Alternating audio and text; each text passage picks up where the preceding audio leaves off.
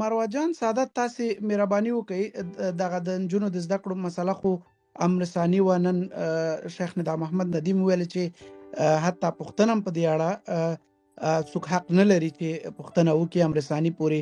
دا پښتنه هم امر ثاني پورې مربوط ده. بله خبره د علما یې وکړه، وایي علما پې تحقیق کوي. که چېرته تحقیق کو نتیجه دا وي چې زده کړه دې وشي، زده کړو ته اجازه ورکوو که نه، هېڅکله به دغه مسلې ته اجازه ورنکړو. څومره خفه کړي یاست؟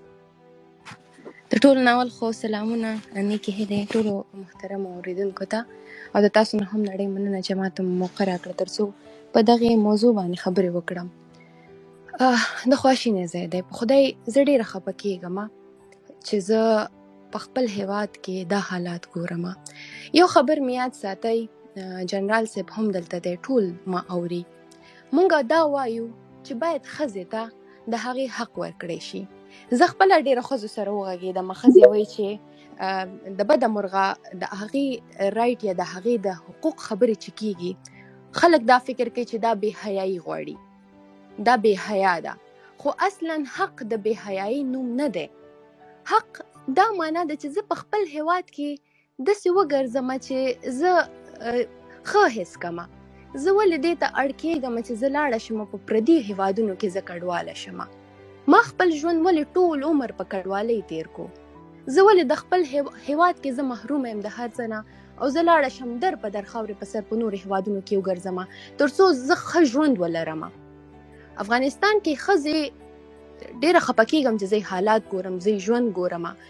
زه ماشومان دي د 9 صنف دپاره، د 8 صنف دپاره او د مکتب دپاره ژړاګانې کوي.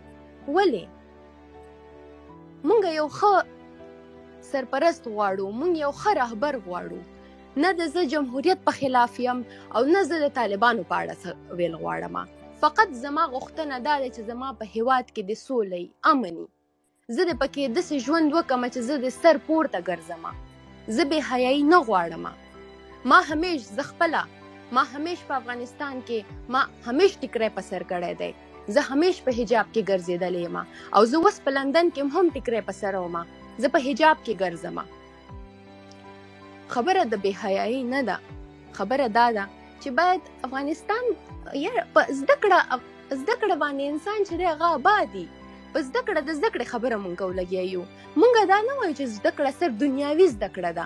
انسان چې تعلیم یافته وي هغه خپل پروردګار هم پیژني، هغه خپل هغه پیغمبران هم پیژني، هغه بیا خپل دین هم پیژني. فقط زده کړه دا نه چې زه د راشم او دنیاوي زده کړې دې وکړم او خلاص. په افغانستان کې ډېرې داسې مېرمنې دي چې هغوی په کور کې سرپرست نه لري، په کور کې نارینه نه لري. هغوی مجبوره وي چې هغه لاړې شي، د حق حلاله روزي وګټي تر څو لاړې شي خپل بچي وساتي، خپل کور وساتي، خپل مور پلار وساتي. زه د خپل کور سرپرسته یم.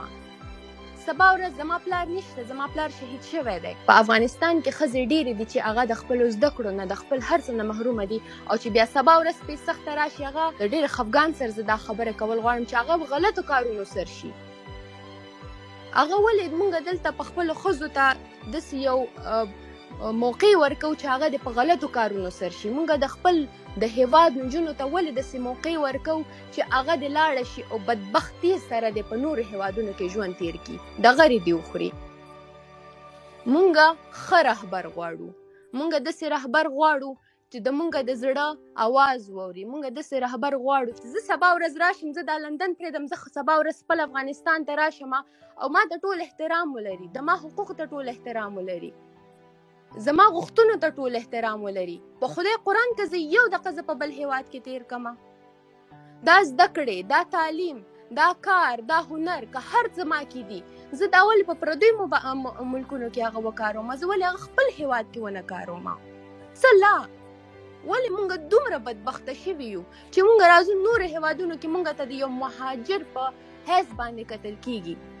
که افغانستان آباد وی زه به ولې در په دروم؟ که افغانستان آباد وی زما خویندې، زما ورونه به ولې در په درو؟ مروه جان ډېره مننه. بېرته حتما راګرځو.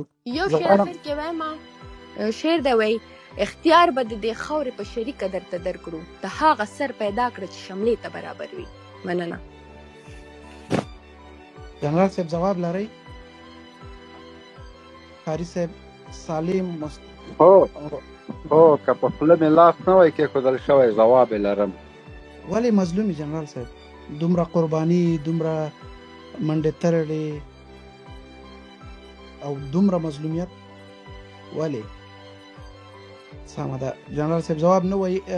زه غواړم ډاکټر صاحب عاطف تاسې خبرې واورېدلې د مروجان سعادت؟ سلام تاسو ته. ما خبرې واورېدې، زه به لږ وروسته خبرې وکړم، نورو ته وخت ورکړم. مننه. د نن ټول بې ژبې دي، دا په خپله یو بل پیغام لري. دا نور چې خبرې خلاصې چې اخواته چې شی شروع کېږي، تاسې په خپله فکر وکړئ څه باید افغانان وکړي. خبرو دلیلو دې شیانو ته خو نور ځای نه دی پاتې. که پاتې وي خو دغه د وغږېږي. دومره پوهان ناست یاستئ، دومره تجربې خاوندان ناست یاستئ، د مبارزې څښتنان ناست یاست، وغږېږئ.